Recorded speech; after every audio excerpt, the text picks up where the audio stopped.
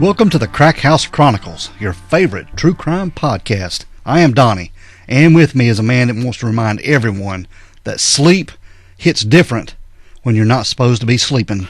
It's Dale. Ain't that the damn truth? Yeah. Ain't supposed to be sleeping. I'm sleepy as hell. When it's time to go to bed, I can't go to sleep or nothing. No. Does your wife ever wake you up and say, wake up, let's go to bed? No, because she's usually in the bed waiting for me. You just didn't have a problem. It seemed like now. It's like now because I know I need to go to bed early because we got to get up so early. It's just hard to crash out sometimes. Yeah. You get that on your mind. Say, I got to go to sleep. Then you can't go to sleep. Yeah, if I'm like, I really want to watch this, I'm going to sleep in 2 minutes. Yeah. That's the thing. Like, oh, look, this is cool. Let's watch this. And then when the sleep comes in, this feels like the TV just gets further away, what it sounds like. You just shut it off and turn the fan on. Yep. Yep. What's going on, dude? You, Mac Daddy? Not me, Mac Daddy. Oh, same old, man. You know Same me? old. Living the dream. Well, this is the dream. We've got it going on right here in the podcast world. That's right. Having a blast. Yeah. Anything you want to mention or talk about before we get going on this episode, dude? Yeah, I'd like to give a shout out to a couple folks. Don't know if everybody knows, but if you don't, that's why we're doing this now. Over on the Spotify, after every episode, if you click down, there's a little thing there, and it says either what do you think about this episode or ask you a question. You know, I guess they're self-generated because we don't put them up there, but even on the Wild Bill episode, which is episode 170, which is William Dathan Holbert. Yeah, that one. We had a two. Let's notice today, and it's our old buddy Seaway 32. And he says, I think there would be many other crimes this guy has executed if they could find the clues. He's a career bad person. Finding God behind bars is okay, but rarely true. Great episode once again. And it says Seaway 32, but we can tell by the picture that's our buddy Chris Wainick. So thanks, buddy, for jumping on there and giving us that. And actually, there's another one from Tracy Weekly, who also says, very interesting. Love how this story is told. Well, so we really appreciate that. Thanks so much. And that is on Spotify. And it's if you pull up an episode, and it's just a little questionnaire right underneath. Yeah. It's really cool. It's very cool. And also remember, click that 5-star. Yes, sir. Yeah, that helps. That helps. And if you want to go to Apple Podcast and click that 5-star, write something in the box. Write a review. Yes. And we get a notification, and it helps. We get a notification, and you'll get a shout out. Yeah, that's right. And it helps our ratings a little bit, too. It does. We need all the help we can get. And a little bit higher up especially higher than 39 in Nigeria. Heck yeah. Yeah. That's kicking butt. We were ranked 39th in Nigeria. How about that, folks? Yeah. Wait a minute. We got a little... Yeah. That deserves that, doesn't it? Yeah, 39 in 39? Nigeria. Good. You go, Nigeria. And if you guys in Nigeria want to shout out, hit me up. We'll give you one. We love you. Send us an email. That's right. We'll give you a big old shout out. crackhousechronicles@gmail.com. That's right. All right. Other than that, dude, we going to get going on this episode. Oh, this is going to be good. Yeah. We are privileged to have Bev Buff Sadler. I'm so excited. She is the sister of Davina Buff Jones. We did an episode on Davina on episode 127. Yeah, great one. Really. Yes, and I'm going to tell you, this story of Davina, it got me. Because, I mean, this is not only North Carolina for us. Yep. But one of your favorite places, too. Yeah, because I live here. But no, I mean, Oak Island. Oh, yeah. I love Southport and Oak Island, all that area. But not only it being a North Carolina case, but the fact that the corruption and the don't get me started, and the mishandling of evidence on this case it just tore me up. I went back and listened to our episode today. I'm still pissed off. Yeah, and it gets me, man. I reached out to Bev a while back, and she responded and was so gracious to be on the show and agreed to do this for us. And we just want to welcome to the show. Yep, welcome to the show, Bev. Oh, well, thank you. I'm glad to talk to y'all. I really enjoyed listening to your episode because y'all nailed it. Y'all hit some really good points. Well, thank you very much. We took it serious, and we wanted to do it justice for Davina because, like I said, her case has got me. It got me good because it's so messed up. Every bit of it is. Yeah. And you know, guys, the thing that sparked our family the most was in the days that followed Davina's death. And what we learned, even before we hired the private investigator that we had to hire, we knew that it should be ruled undetermined. that we knew some of the way that we knew the crime scene had been washed down by the fire truck. We just wanted, if you can't say it was suicide, if you can't prove it was suicide, you can't say that that's what it was. And that's what infuriated us was that's when we really knew the cops were not for us. Yeah. Yeah. They were against us. So let's talk a little bit about Davina herself. Tell us about her childhood and her younger days and you guys growing up. So are you the younger sister or the older sister? Yes, I'm the youngest. So, Okay. I'm the baby. Okay. Spoiled. But listen, 3 girls, you have to think about it. And we were all born within 4 years. So, we were pretty handful for our parents. That's what I was going to say. I have 3 daughters, and my dad, when he found out we were having a 3rd daughter, he told Hank, he said, well, I'm sorry, son. But no, we were, we had a great childhood. We had a loving family. Our parents, they owned their own business. They owned the Peddler Steakhouse. And so, we grew up in the service industry. We were taught the value of hard work and we didn't lack for anything. We in our teenage years, we were known as the tough buff girls. Tough buff. I like it. Yeah. Yeah, we were rough around the edges. Anybody that knew us, but we liked to have fun. We were rough and rowdy. We were. Nothing wrong with that at all. Nope. Mm-hmm. I love it. When Davina was, being the middle child, y'all talked about that too. It was tough being the middle child. But she was great to me. She was like a mom to me. She was very nurturing. How much? You said 4 years older than you, right? Well, Tanya's 4 years older. So Tanya was born in 64, Davina 66, and I was 68. Oh, okay. So it's that close. It's closer than that. Okay. Yeah, like 2 years. Mm-hmm. Wow. We were 2 years apart. Oh, yeah. Much. Yeah, they spitted y'all out pretty quick then, didn't they? They did. Wow. Yeah, no doubt about it. So did you girls get along pretty good being that close in age? No. Well, okay. we it was, it was, we got along. We were thick as thieves when we needed to be, but, exactly. My sisters would always come to my defense, if I needed something, and we would, like I said, we were the buff girls. And, we'd play, back in the day, you could ride your bike around the neighborhood, and, we played out in the neighborhood until it was time to come home for dinner. So, yeah. Right. Good stuff. Yeah, same with us. So tell us a little bit about Davina after she got married her first time. It wasn't a good marriage. Lead us into that a little bit. Yeah, Tanya, we were horse people. Tanya especially, the oldest, she was in horses. But then when Davina married Harry, they did live in a farm in Lancaster, and she had her own horses. So she always loved animals. She was. Me and Hank would even go down there to Lancaster and spend time with her and Harry and go horseback riding because I was a lot closer. I stayed in Charlotte. Tanya moved down to Oak Island after she graduated down there. She lived down there, but Davina, was in the area, still Charlotte area. So I'd see her occasionally when we got older, into our early 20s. Yeah. But yeah, and then her and Harry broke up, and that's when she met Jeff, and she moved to Goldsboro to live with him. Okay. I like Jeff and Harry both. They were great guys. I was thinking about this the other day. I was thinking, Davina just took care of people. It kind of comes from that restaurant background, serving others, and that's what she did. She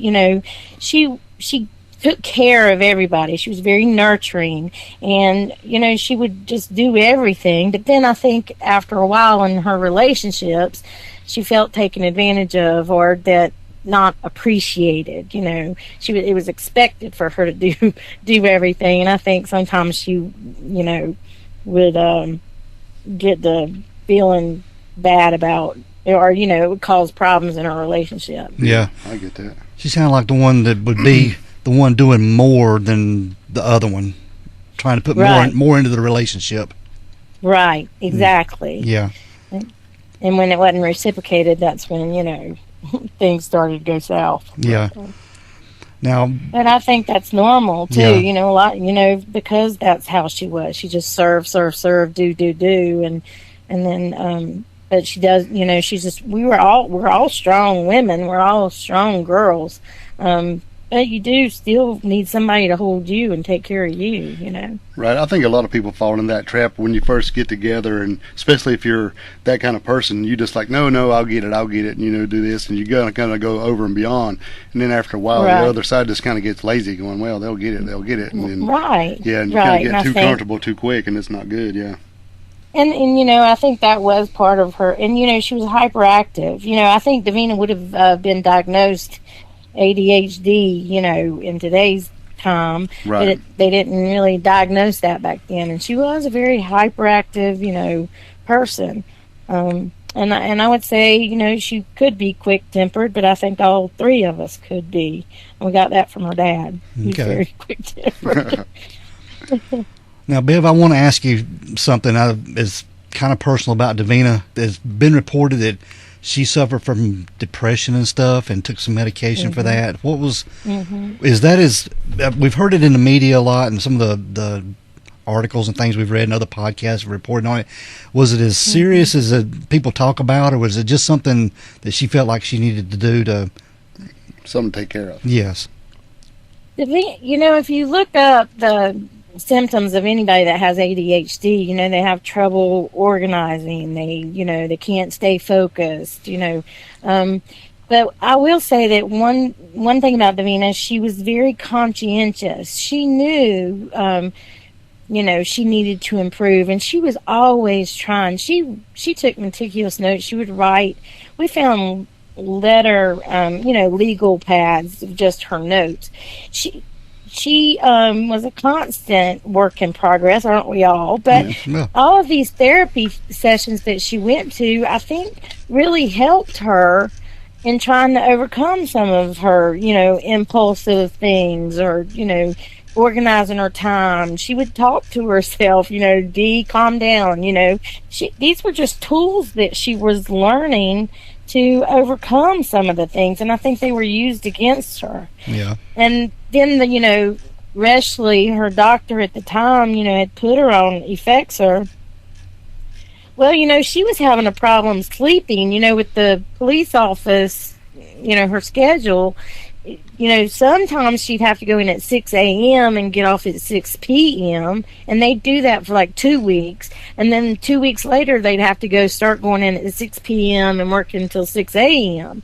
And she could never get her sleep right. So she was having problems sleeping. And I think that contributed to, some of the things that she talked to Dr. Reshley about. I know it is, because I remember having conversations with her about, she was just trying to get her sleep patterns. It was just really hard with the schedule. That's going to mess with anybody. Oh, yeah, almost impossible, right? Yeah. Right, and that's one of the reasons why he put her on the Effexor, too, to help her sleep and help her, just chill out, get rest. What got her into law enforcement? What was the trigger for that for her? Yeah, for somebody 100 pound and 5 foot tall, it seems like a pretty wild profession. No, that's a great question. And I really believe the reason is when my dad owned the restaurant, he was big in the lodge, like the, Masonic lodge. And there's a lot of highway patrol that were members of that. And he played golf. And whenever a uniformed officer would come into the restaurant, he'd serve them a steak for $5. So they could eat a salad and baked thing. So we were so used to, Dad just had friendships with police officers. We fed them all the time. I think she just had a great respect for police officers. And when she got to, through her divorce with Jeff, she just wanted a career. At 30 years old, you're really just trying to figure it out, right? Right. Mm-hmm. And she was 33 when she passed. So she had just gotten through, her schooling and trying to figure out what she wanted to be when she grew up. Yeah. And I think that was what she chose. Right. And I really think she'd have been a great EMS person, as well as a police officer. Right. Maybe even better, actually. Yeah. Right. Yeah, But it's service, police officers are serving the community. She just wanted to serve. Right. It's like I told Donna, somebody probably told her she couldn't do it, and that's why she did it. Just going to prove you wrong. Well, that's part of it, too. Yeah. She was a fireball, that's for sure. So when she got hired on Bald Head Island, tell us about that a little bit. What did she have to say about that job when she first started? Oh, of course she was excited at first. But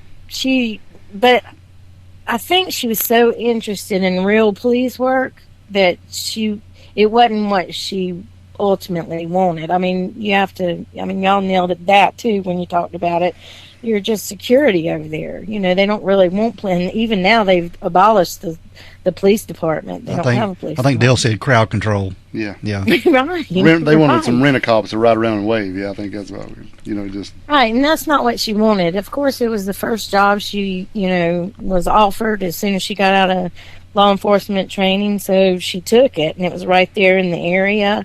But in my conversations with her, especially as time went on, and she was having the problems, I was like, why don't you come back to Charlotte, And I know that she had put in an application at CMPD, so she was actively looking for a real police job. Yeah, I figured they probably hired her because, her stature, and they're like, well, this is probably exactly what we need. They didn't know they was hiring the detectives that wanted to get down and dirty and do this stuff the right way. Right. But, and if I can lead into this, her interest in vice, she was very interested in that, and being the small, petite thing that she was, she'd have made a great undercover vice officer. Oh, yeah, for sure. I mean, because she could get attention. She did. She was cute and gregarious and could talk to anybody. She would have made a great vice officer. Yeah. With the right training. I agree. She just trusted the wrong person. 100%. Now, she'd filed some charges against some people that some sexual harassment and some other things. Can you tell us some more about that? Yeah, and I was thinking about that too. With the Me Too movement of late, I think y'all even said in your podcast that, it's true. Davina just didn't want it to happen to somebody else. She didn't want El Vento to, get fired or anything. She just didn't. She wanted the behavior to stop. If he did it to her in a compromising position like that, he could do it to anybody. Yeah. And we're right fighters. People tell me all the time, they know I want it to be right. And she just wanted it to be right, and she was mad that nobody was listening to her. Imagine that. But that's what, women are up against. Nobody, just shut up and go on. Right. And you can't tell her that. Don't tell me or us, any buff girl, anybody that knows us, don't tell us to shut up and go on. Right. And if the guy would do it right in the middle of a rescue and compromising situation, like you said, he would do it in a lot less, places too, I think. Right. I mean, they're in the middle of rescuing a kid, and then he pulls that mess. Yeah. And to take advantage of her in that position and think that she's not going to say anything. But again, you look at the Me Too movement and how those men use their position and power to, scare women. And a lot of women don't talk. They talk about that now, about how women don't come forward because they're afraid. Yeah. But I'm telling you, Davina wasn't afraid. None of the buff girls are. We probably get in trouble because we don't sit down and shut up. Kind of like telling you to calm down when you're mad. That works real good, doesn't it? Right. Say, simmer down. Don't tell me to calm down. So she went to her Fraternal Order of the Police representative, didn't she? Mm-hmm. Yep. Norman McLeod. And again, I believe everything happens for a reason. And she trusted the wrong person. Yeah. And I can tell you right now that Norman McLeod was the wrong person. And he was definitely someone from the beginning, as soon as she passed, was spreading the suicide theory. He's the one that was spreading it far and as wide as he could. Yeah. Yeah, I think that dude's knee deep in everything that's going on there. And it's funny, after her, when I got the news that Saturday morning, my dad called me, and I had to get down there. When I got to the house, he was in my mom and dad's house answering the phone, and he was there as the representative of the FOP, and he was putting himself in a position where he could hear everything that was going on. He was answering my parents' phone. That ain't good. No. Mm-mm. And he's also the one that took me and Tanya later that day to Davina's house, because we wanted to go see it, first of all, and we wanted to get some things from the house. And Norman McLeod, who volunteered to drive me and Tanya to the house, because he had the key for some reason to her house. Wait. He had a key to her house? Well, he got it somehow. I don't know if Dad gave it to him, but he was the one that volunteered to take us down there. Wow. Because the police had kind of said we needed their help to go into her house. They wouldn't let us go in by ourselves. Huh. Wow. Because they were still, I guess, investigating. Correct, and her house was part of it. Yeah. And him being that super guy was going to be the dude to help. Wow. And he told me and Tanya that the bullet went in behind her right ear and came out her left side. Boy. And that was the day after, the day after it happened. He was also telling reporter Jody Zink at her memorial service that Tuesday, he went up to her at the memorial service and told her, hey, it was a suicide. Just sort of fanning the flames that way, huh? Fanning my flames. That's pissing me off. I tell you guys. That's why I told Donnie earlier. I said, I know they keep pushing this suicide agenda, but there's no way she's going to shoot herself, then put a bloody handprint on the back of her truck, and then drag herself across the damn gravel. None of that makes any sense to me at all. Right, Dale, and that's what infuriated us once we started learning these details and finding these things out. Because honestly, we were not close to the idea that she might have killed herself. We actually were very confused in those first few days, but the more we learned, the more we did not see Davina in it. It was bigger than her. You can't make this up. Yeah. I mean, she didn't do all this. I mean, she didn't cause all that to happen. No. And then when they started telling lies about her, and that's one thing that infuriated my dad, was they were defaming her character and who she was, her integrity of the person that she was, and it was infuriating. Did she ever talk to you about the life on Bald Head Island and how things were, and maybe some things going on? Did she ever talk about it? Yes, she did. And actually she would talk to Tanya more about that stuff than me, because Tanya had worked on Bald Head Island in her younger years and had waited tables over there. And Tanya's lived in the area for a lot longer. And Tanya was the one she would tell things to, and Tanya would tell her to be careful. Be careful, Davina. But, I don't think that she would tell Tanya the details of talking to Norman McLeod and who she was talking to or whatever. Davina would, protect her sources. She didn't really go into details. She would just tell Tanya general things. And she had told Tanya that she had seen some suspicious activity at a storage unit on the island, and I'd seen like some vans unloading and loading at that storage unit, and she did a title search on the property where that was something she was looking into, the title of who owned that property. Wow. Dude. Yeah, that gives me cold chills.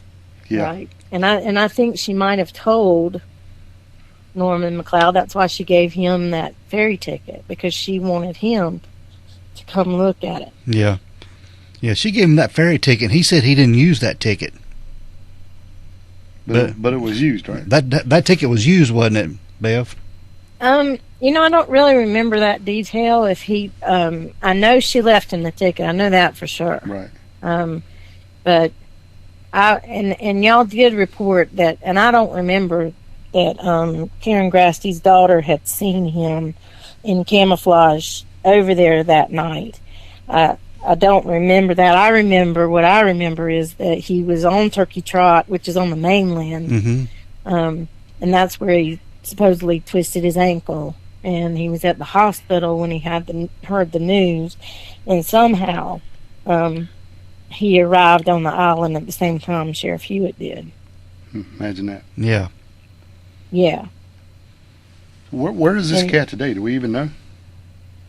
Where Norman McLeod is, no. I've tried to search him and I can't find him. I know that after all this, my dad, the family kind of feels like he was not as forthcoming as he should have been. He's not who he says he is. Anyway, my dad had it out for him, and I know he had an altercation with him at the Walmart one time. Not a physical one, but a verbal yelling match, because he thinks Norman McLeod had something to do with it. Oh, me too. I'm right there with Daddy. Yeah. Yeah, I mean, because as far as we know, she only trusted, I think, like Scott Munson, and told him some stuff, and Norman McLeod. Other than that, we don't really know that anybody that she trusted with this information. right. Now, they could have been somebody else, but that's all we know. Right, and I think it might have been just those two, because at that time, she was new, and I'm sure, I don't know, I think he lured her. I think he was trying to figure out what she knew. And then he also knew about her personal life, so, I mean, he was in a position to know a lot about her and to make this story stick. Right. Yeah. Yeah, it seems like he's the only one in position to do this whole thing and then set it all up to make it look like what they want it to look like. Right, and your theory about the radio squelch was pretty spot on too. I mean, who else would have had a radio? He's a cop. Right. Yeah, he could have been listening in the whole time, and that could have given you the feedback for that. Like I said, that squelch. Yep. Yeah, because I swear, I still believe that she had it in her hand and keyed down the whole time, because she's smart enough to know if she's talking to it on her shoulder, they're going to know. But if she's got it in her hand and it's squeezed, nobody's going to know except for whoever's on the other end, back at headquarters.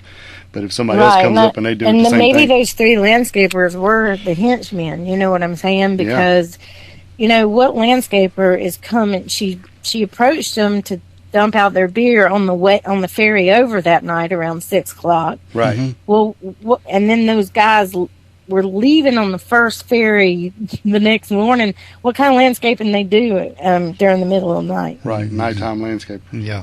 Yeah. And I don't think Davina was deaf in her right ear, so if she was getting out with three, she saw three people in front of her, but there might have been somebody else she didn't see. Right. That's what I think too. I think somebody come from behind. Right. Because I've been right there where the lighthouse is, and it's not a very big area. It's just you just got the lighthouse and that one little road across the street from it, and then the chapel. It's just very tight right in there. I could see, and I could see where somebody could hide in the brush right there. And it was even, I know you said you were over there recently, but 24 years ago, where the museum is, Donnie, it was a dead end there, and that's where she was back then. Yeah, was in that dead end, but I think it's open now, isn't it? It is open. Well, it was nothing but all of those yopon trees and darkness, over there where the museum is. Mm-hmm. And that's where she was found. What did they tell y'all the first time that you heard that she had been killed or had passed away? What was the first thing they told y'all? Well, my parents got the news. They knocked on their door and woke them up. Of course, it was like 2:00 in the morning. Larry Jones, another police officer friend of my dad's, came to the house, and they had told us was that she had been killed while on duty. Oh, can you imagine? And then, but it wasn't. I mean, it didn't take. Well, Janet Storms, but this SBI agent, she was the one that was the police contact for us as the family, and she pretty much told us early on too that they were considering suicide because they were asking us a lot of questions about suicide. Yeah, that just don't add up to me at all. No, and then the more they try to stir it in, like, well, she's had all these bouts with the president. She lied on her application, and I don't know if any of that's true or not, or if she just didn't put it down or whatever. But they keep stirring that up, and then the whole thing with when they tried the fake damn autopsy with the bullet hole in the exit, and then the next one when they done it was proper, but the first one was all made up, and it's like, wait a minute, how come nobody can see this? I know. I mean, in the book, I don't know if y'all looked at the book, but I mean, we have the picture of her shaved head of the actual wound, and we have a cousin. My mom had a cousin that was a JAG officer in the at the Pentagon, and he took the case to somebody he knew up there, and they analyzed it, and they actually. When a gun goes off the pin, there's a recoil pin. Mm-hmm. And in the picture, you can even see where the pin hit her skin. So there's a mark right below the actual hole in her head where the pin hit. And there's no way that she could have, put the gun in that position, whether she was holding it upside down with both hands, or there's absolutely no way she could have held it straight up and down, which is the way the gun would have had to have been positioned. Right. Yeah, I don't buy that. If anyone was, she was like severely depressed or whatever, and she was going to go kill herself, and she drove over there to do it, there's no way she's going to try to flip this gun around and shoot herself in the back of the head. I just don't buy that at all. And then on top of that, did they not just try to come out and straight lie to your family and say this is the way it was after you guys had saw for yourselves? Yes. They did, and they were shocked. We put them, and let me tell you what. Tell us what. Rex Gore is my nemesis. That man is my nemesis, because when we found out that he was going to make the press release and tell that she committed suicide, I tried to call his office. I begged his secretary, please let me talk to him before he does this, because Rex Gore never talked to us. Sheriff Hewitt would come to our house, but Rex Gore never did. And Rex Gore, I said, please let me talk to him. And she said, ma'am, hold on, I'll try. And she would come back to the phone and say, he said he'll call you back. I said, he cannot do this before he talks to the family. He should talk to us. And he never would talk to us. Never. Until. And that's what made me so mad about his wording. Only God and Davina really know what happened, is how he ends it. And I'm like, you damn tootin' guy. Who made you God to say that she committed suicide since you don't know for sure? Right. And I had to sneak into his office. I called in about April of 2000. I called his office and Sheriff Hewitt's office and said that I was a student doing study on victim advocacy and I wanted to interview them. And that's the only way I could get in. You go, girl. To talk to him.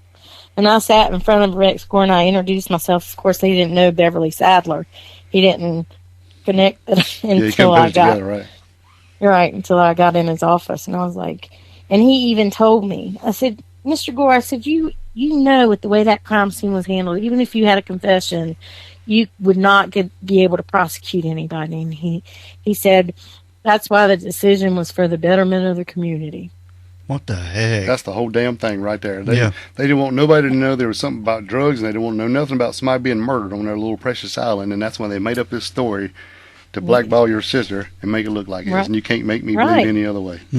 And, That's right. and I'm telling you, and I got up from there and I shook his hand and I said, well, sir, you have underestimated my sister and you have underestimated our family. We are not done yet.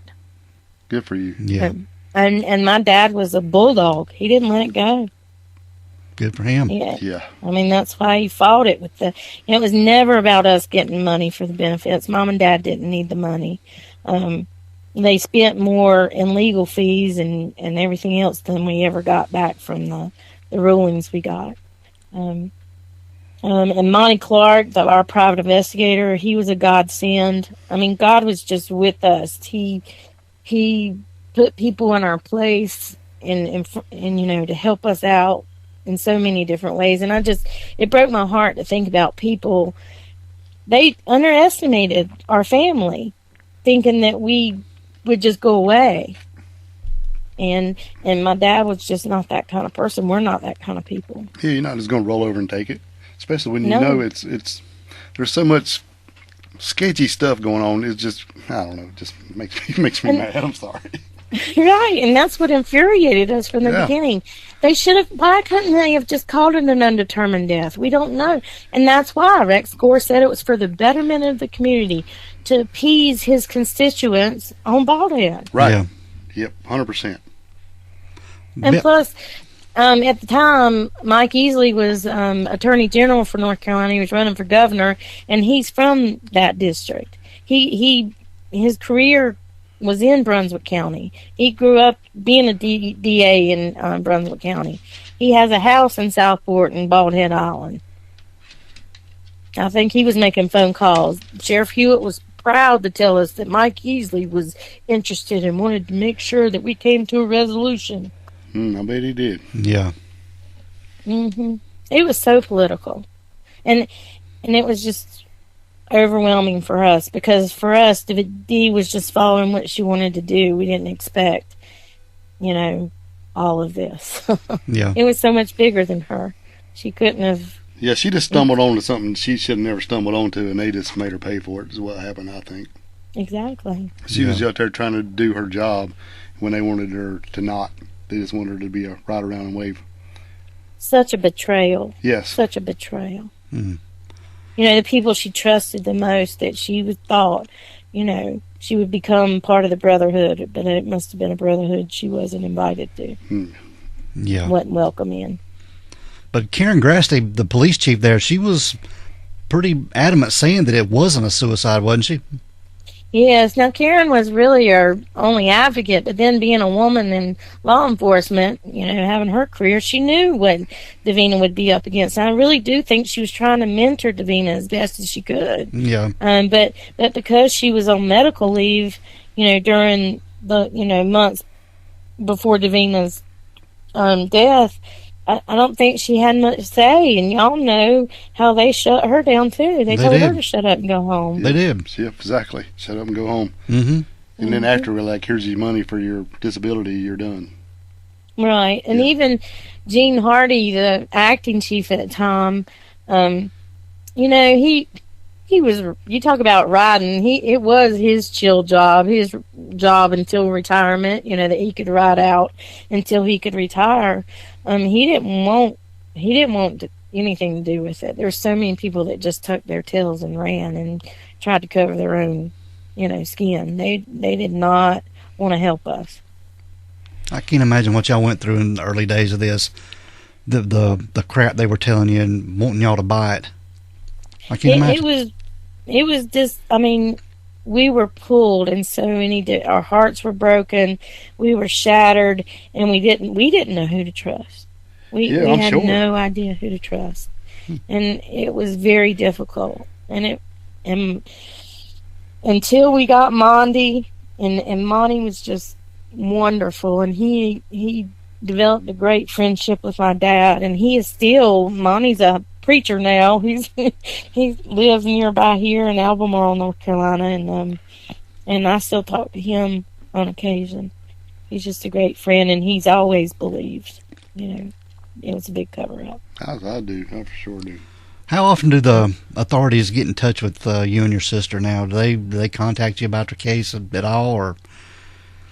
Well, in the weeks up the first weeks after, yeah, Janet Storms, she said call her for anything. She gave us her number. She would come by the house occasionally to give updates, or we'd try to call her. But then as it got closer, we could tell she was on the suicide bandwagon too. So we kind of just shut down talking to anybody. And we just didn't expect Gore's decision to come out because we knew the tape was sent to Quantico, and it wasn't even back yet. So we were just floored when he made his decision even before we had all the results back. Yeah, he just closed the case, didn't he? Yep, he sure did. By calling it a suicide, it closed it. Yeah, so how can you even explain that with the handprint and the drag marks? I mean, none of that makes any damn sense to me. How can you say it was a suicide with that extra evidence? And let's say, well, what evidence? Because they washed it all away. But I don't. Sorry. Well, they tried to explain all that away. They tried to explain it away for the shoddy police work that was done. But y'all discovered, y'all know that as soon as the word went out, the suicide, it came up as suicide. And why do you think the crime scene was washed down? Because they were already, sitting around drinking coffee and just having a big old time together. It was nothing to investigate. Getting ready for a wedding the next day. Yeah. More important stuff in their eyes. Yeah. Yeah, and y'all know they used the ambulance. The reason why Kent Brown left was because they cleaned out the ambulance so they could, because there's no car, so all the police that were coming to the island in a barrage, they were using the ambulance to take them from the ferry dock to the crime scene location. That was their transport vehicle. Wow. Yep. It was messed up from the very get-go.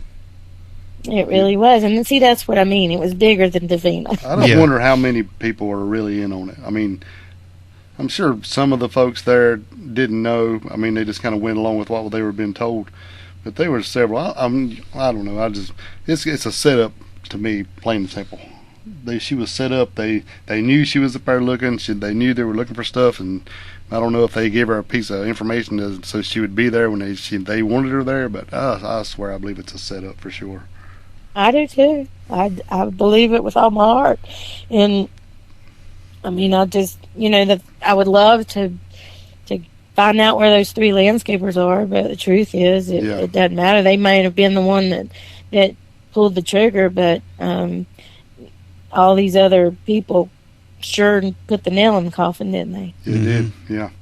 We had somebody contact us one time and said they knew somebody who was part of the fire department that went up there and was ordered to wash that scene down.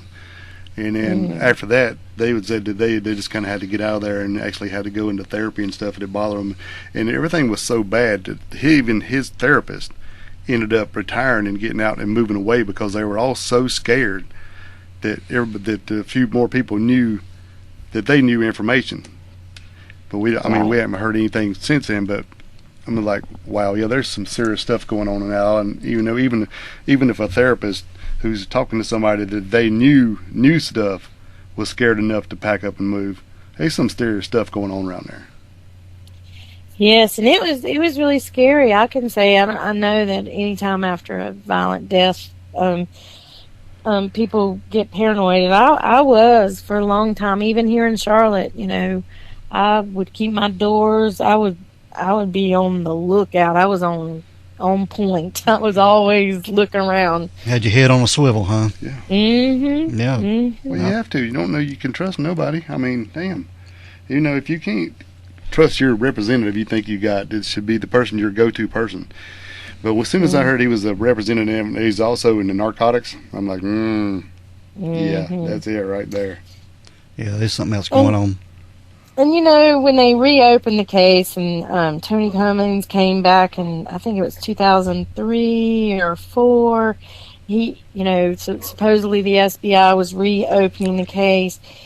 I do think Tony Cummings positioned himself within the Brunswick County Sheriff's Department and weeded out some of that stuff. I know y'all made the comment that Al Capone didn't get incarcerated for murder. He got in for tax evasion. And what's happened to everybody all the big players anyway since then, they've all paid, been convicted of something. Sheriff Hewitt is actually, he died in jail. Talk about committing suicide. and then Rex Gore got indicted, and so did Mike Easley. I mean, even though Mike Easley isn't really a player, and I'm not supposed to really talk about him, but, I mean, he was indicted too. Yep. So, God knows, and that's what I know from the beginning. I knew that God knows and Davina knows, just like Rex Gore said, and he gets justice. And I don't really believe in. I hate it. People talk about it all the time, whether it's justice for the family or there's closure. There is no such thing when you lose a loved one like that. There is no justice. And no closure either. Well, we've had a lot of people comment on our episode and stuff, and a lot of questions people ask is, what happened to our Australian shepherds? Mom and Dad kept them. Of course, they weren't going to get rid of them. I mean, they stayed with Mom and Dad until they died. Aww. And they had the coolest names. Was that something you guys always did, or is it just her coming up with a really creative name? That was all Dee. Those were her babies, and they were Lord and Queen, because whatever they wanted, they got. Yeah. And she loved those dogs. She loved them. Yeah, we always like to make sure that we know what happened to the dog if there's a dog involved. Yeah, that's definitely one of our little quirks there. We have to know. It's like, well, what happened to the dogs? Yeah. They did, and they lived for several years after Davina passed. It was really sad. You lose, once they passed, we lost another piece of her, Right. Yeah. Mm-hmm. Yeah, but like I said, this case really got me and Dale, because, it is a North Carolina case, but the corruption and the mishandling and stuff is just so out there. I know. I'd like to think that it's cleaned up some, but, people, I've learned, power corrupts people, and in our country today, that's just how it is, and you have to really be a genuinely good person or have God on your side if you're going to really stand up to the political powers and the temptations that come along with that. Right. So I just know that God's justice, and I do believe Davina worked on her own behalf. I mean, she made sure these people had their day, karma. Yep. Yeah. She was just a cop doing her job. Yep, she really was, and she really wanted to serve, and she had a heart for people. She really did. And animals. And I know she had a ton of stuff going out trying to get out of there. I wish she just got hired on and got out of there before this mess happened. They just didn't give her time to get out. I know. So sad. Bev, is there anything that's out there that the media hasn't been told about Dee's case that you want to tell us about, or is that pretty much it? Or yeah, I mean, I think it's been covered pretty good, and you guys, I really want to tell you again, y'all did a great job. Covering, there's a lot of backstories. I could tell you personal things. I call them God instances where I just knew he was working. And I just know with all my heart that she's in a better place, and now my parents are with her, and it really, they're at peace now, and that's what gives me peace. Because I resolved a long time ago, probably early on, that we might not ever know who actually killed her, and that I had, in order to go on with my life, I had to be okay with that, to know that I can trust God knows, and He's going to take care of it, and I don't need to dwell on it, even if we don't ever know. Of course, I would love to know, and I'm not always, as long as I'm living and breathing, I'm going to be telling her story. And I appreciate y'all and other podcasters who do want to keep it alive, because now that it is open again, after John David did what he did, we're so grateful for him doing that. I just think that that it's not ever going to get a prosecution. Though you're never going to, even if you had a confession, the way that crime scene was handled. Yeah. Right. There's just no way. Well, speaking of God moments, the day me and you talked, I think it was Davina's birthday, wasn't it? It sure was. She's been 57. Yeah. Yeah, that was what was crazy, and I didn't even realize it was her birthday, and you told me it was that, and I was like, wow. Mm-hmm. No, Yeah. that's what I mean. It's little things like that have lifted my spirit, knowing that it's all going to be okay. She's going to, she's okay, and it's going to be what it is. Que sera, sera. But, I do think my dad was a fighter, and I love that he loved his daughter so much, just like the father should. He did everything he could to clear her name. That was all he wanted. She did not commit suicide. It was not who she was. She would have not, made up that phone, that call. That was not her making that up. We just did not see her in it at all. Yeah. Yeah, I'm not buying that at all. Mm-mm. Except for the fact that she was smart enough to hold the mic down and, do what she did. Right. Yeah, she tried. But she was scared. She did her damnedest to help herself. I mean, all she could in that last moment. I really believe that. And she was scared. We could hear it in her voice. Yeah. And the thing is, as far as we knew, she was on lunch break, really, right? Because said when I listened to it today, it's like, well, she just went to go ride around a little bit, so she probably just went up there to hang out and see what she could see, and that's when she got in trouble. It's like, damn. Mm-hmm. Wow. I still can't believe they tried to pull that crap on you and tell you something, and luckily enough for you that the guy at the funeral home let you see her beforehand, so you knew the truth before they got there. Right, and see, that's another thing, that we couldn't have planned or known, but we sure did. We wanted to see her body, and the funeral home director let us. And Tanya, she don't hold back. She went in and she went looking, and good for her. We found out what we needed to know.